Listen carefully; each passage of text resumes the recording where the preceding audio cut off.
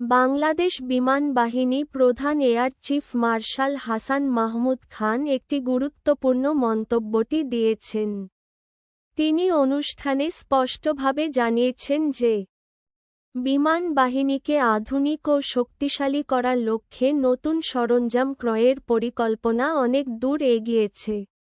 নতুন প্রজন্মের যুদ্ধবিমান, মাঝারি ও দীর্ঘ পাল্লার সারফেস টু এয়ার মিসাইল এবং তুরস্কের তৈরি অ্যাটাক হেলিকপ্টার সংগ্রহের প্রক্রিয়া এখন চূড়ান্ত পর্যায়ে রয়েছে।